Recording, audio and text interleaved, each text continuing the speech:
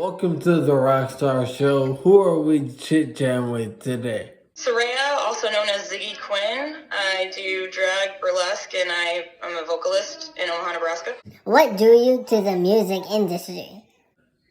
I kind of grew up with a lot of people in my family in the music industry. I mean, my uncle's part of our style and has been for years. My other uncle used to rap for quite a while. And so I've kind of always been surrounded by that. That as well as like church, you know. Being a kid, we always had to go up there, play the instruments, sing along with the songs. So It's always been something kind of like that. And being able to experience and express myself through a different avenue is always nice. Who are you inspired by and why?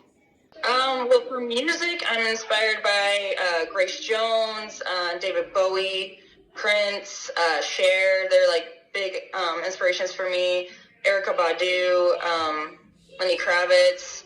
I really like a lot of the like obscure or strange Bad Brains, which is like Afro punk. You know, I really like the things that break the barriers. Who are you inspired by and why?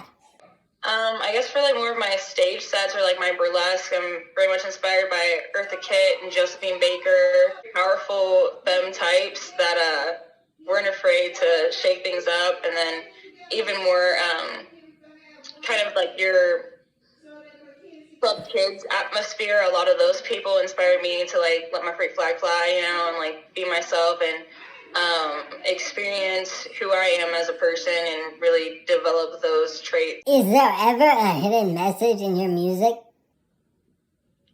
I don't know how hidden it is, but I feel like with the music that I do choose, I try to choose things that speak to not only like people's souls, but like their mindset in the moment. I like to do songs that are not the traditional love songs. Usually the like love songs that I do are more of being able to find peace after the relationship or still being friends after a relationship kind of thing. And some of my harder stuff is usually the human condition. So when I do get a little political, it's more of really truly about like the position I'm in life and how others share that same position and how we need to come together and fight through it. If you collab with others, what's the process? So I haven't collabed in a while. I was collabing with Rike Music. He's a local artist who used to be part of a group called Fosque. Our process is usually actually like we kind of just do like a creative Monday kind of thing. We hang out, we vibe, we talk about art, we sing along to songs that we already kind of like know that are already out. And then we start to figure out what's the mood. What is the mood we're going for? Storyboarding, finding the mood, and then making sure that we create like a story with the song. So like finding a song that's the beginning of the story and then ramping up to that like climax of the story and then the ending of the story. And it's not always a happy ending. And so kind of making a storybook out of our music is really important. I have some collabs in the works with Mad Darling and Jalen. So it'll be kind of about the same process as just hanging out, really getting to know each other, vibing, and then creating a story together. Do you interact with fans? I do my best to. I mean, COVID has definitely reduced that quite a bit, but especially when I do my drag performances and my burlesque performances, I really love to, you know, interact with the crowd, get them involved with like the stage performance. When I'm singing, I hope they like sing along to the things that they do know, or at least they, know the content that I'm putting out there. But I like to talk to people after shows and like see what their views were, their likes, their dislikes, stuff like that. What do you hate about making music? I procrastinate and I'm a perfectionist, and so when I don't like it, I tend to trash my stuff pretty often. Like I'm known for like just deleting or destroying my art quite often when I'm not fully pleased with it, which I think hinders some of my creative process. And I probably have had some like just true works of art that I've just like hated in the moment and let go. So if I could just actually keep stuff in a box and not touch it, I might be better off. Do you ever get performance anxiety? Oh, all the time. I mean, especially with singing. I feel like I have less anxiety when I'm acting or dancing. But with singing, I mean, I still shake to this day. I still get out of breath and everything. But I feel like the second you're on stage and you have that interaction, you're having those like emotions and feelings, it gets a lot easier. Like the anxiety kind of goes away and it becomes like almost the alter ego takes over. What advice do you have for the youngins? For the youngins, keep with it. Don't let anybody tell you anything different. Like, you'll get into relationships and friendships and even jobs that will want to hinder your creativity or want you to change for them or whatever. But what you need to do is you need to find yourself and be real with yourself. And the second you be honest with yourself, your art comes off so honest and authentic. So never give up on it. If you need to take a break for mental health, take a break for mental health, but don't ever give it up. What do you feel is your best song and why? You know, I actually don't think I've discovered that one yet. I don't think I've discovered my best song yet. I think it's in the future, you know. It's definitely something I'm gonna meet one day. But I think when it is, it's gonna be because it was authentic and unapologetically me. Do you think you could get better as an artist, and how do you attack such a task?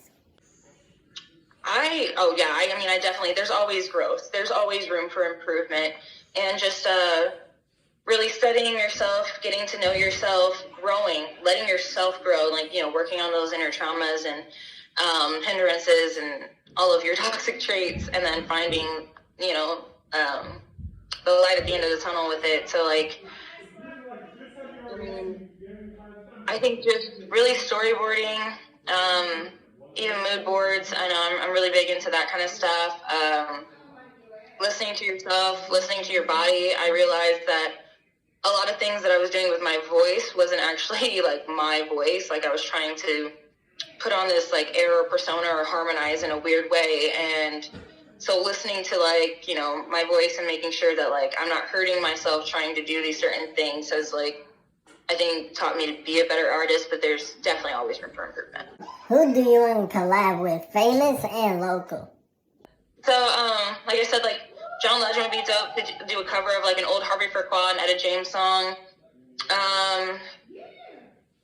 Who else would be really good? I think I was just talking earlier how it would be really cool to do, like, a pop punk song with, like, Machine Gun Kelly and, like, Youngblood. I would love to do something with Quay or Kirby. They're, like, some more soulful R&B singers, and that would be really cool.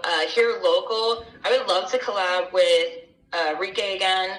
Like I said, I'm finally working on stuff with, like, Jalen and Matt Darling, so that's super cool. I've been wanting to work with them for a while.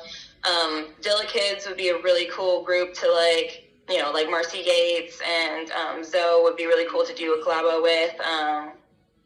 So, I mean, just, you know, out of the local ones. Do you think you could get better as an artist, and how do you attack such a task? I mean, working on my process, working on my anxieties, and working on my workflow, making sure I'm not procrastinating, making sure I'm not waiting too long to put things together, and also making sure that I'm not keeping myself from doing things I want to do, or making those big strides, or making those kind of moves that I normally would be scared of. So basically just challenging myself, I think. What do you want fans to remember about you? That I'm unapologetic, and I think we get stuck on a lot of titles, and for them to know that the titles don't mean as much, and it was more of the authenticity that, like, really came through, the honest message that came through, and I want everybody to think deeply about the things that I do. I want it all to, like, strike a chord, you know, hit one of your chakra points, hit your third eye. I really want it to, like, resonate with your soul, so I really hope that I'm able to do that, and I have done that, hopefully. What song do you want people to think about when they hear news about you? Or do you feel like you haven't made that song yet? I don't think I've made that song yet.